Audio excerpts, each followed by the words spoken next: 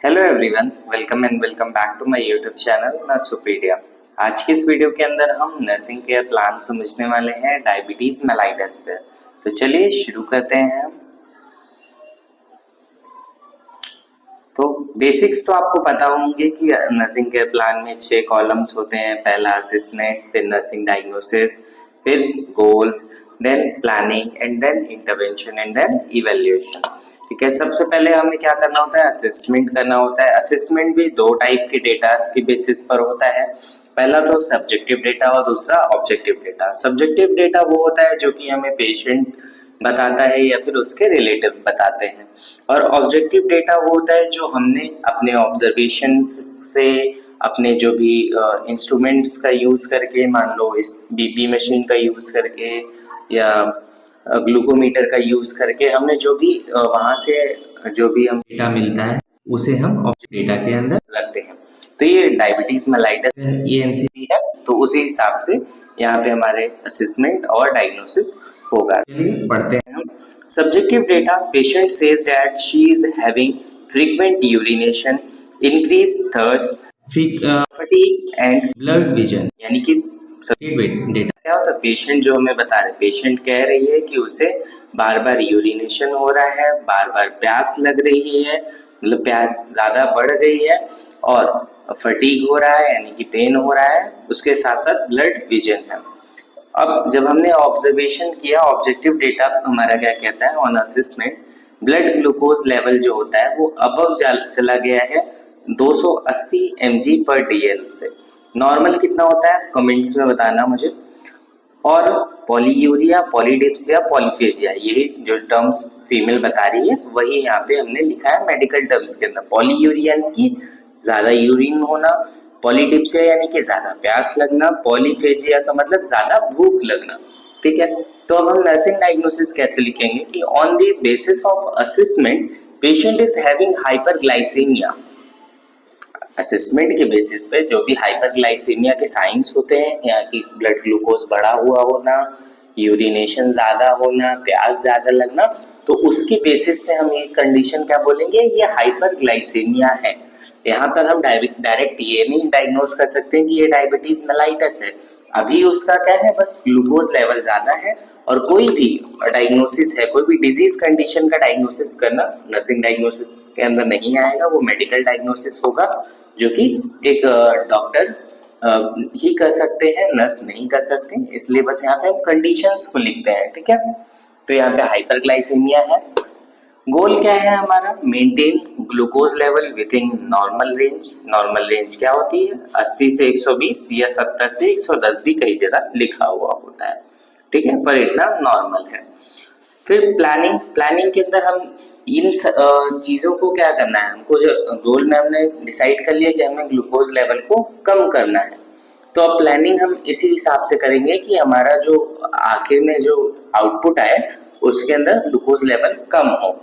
तो प्लानिंग के अंदर मॉनिटर करेंगे ब्लड ग्लूकोज को रेगुलरली, एडमिनिस्टर करेंगे इंसुलिन या oral hypoglycaemic agents as prescribe लिखना बहुत ज्यादा जरूरी है, क्योंकि आप कोई भी मेडिकेशन प्रोवाइड नहीं कर सकते हो। ठीक है, इसलिए यहाँ पे लिखना जरूरी है।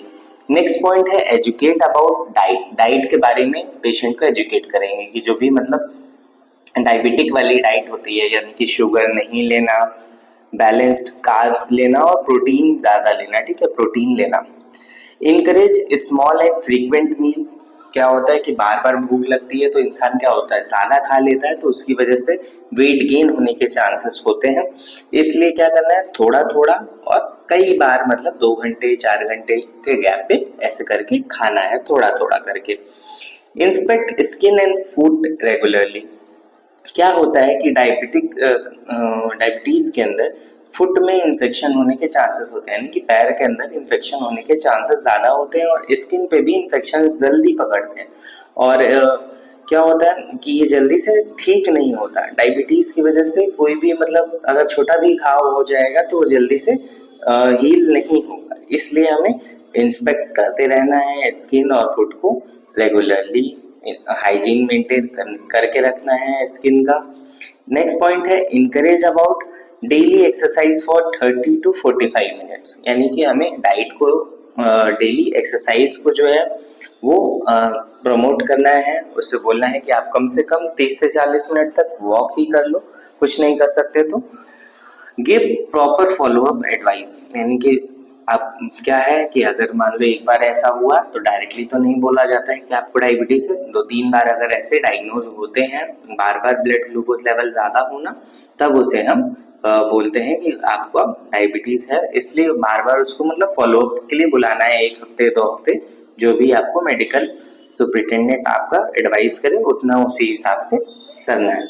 Provide psychological support, emotional support provide करना बहुत ज्यादा जरूरी होता है, क्योंकि पेशेंट्स क्या होते हैं, कुछ हो जाता है, उतनी नॉलेज होती नहीं उनको, तो घबरा जाते हैं, तो उससे उनको बचा के रखना है। अब इंटरवेंशन में मैंने इन्हीं सब बातों को क्या है जो हमने कर दिया उस पे आगे हम ऐसे मॉनिटर करना था प्लानिंग में। यहाँ पे हमने इंटरवेंशन हमने कर लिया, monitored blood glucose level, administered insulin, educated about diet, encouraged small and frequent meals, inspecting skin and foot regularly, encourage about daily exercise, given proper follow-up advice, provided psychological support, ऐसे करके हमने लिखते हैं। अब evaluation की बात करें तो क्या है, इंसुलिन देने के बाद जल्दी से ग्लूकोज लेवल कम हो जाता है आधे से 1 घंटे के अंदर, तो उसी हिसाब से मैंने यहाँ पे लिखा कि इवैल्यूएशन में after 1 hours patient blood glucose level is normal है कितना 135 mg/dl।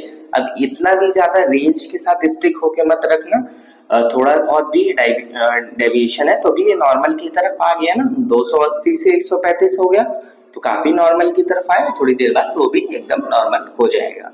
तो यहाँ पे हमने ये समझा डायबिटीज मेलाइटस पर एनसीपी। अगर आपको ये वीडियो अच्छा लगा हो तो लाइक करिएगा, चैनल को सब्सक्राइब करिएगा और ऐसी वीडियोस पाने के लिए। Thank you for watching this video.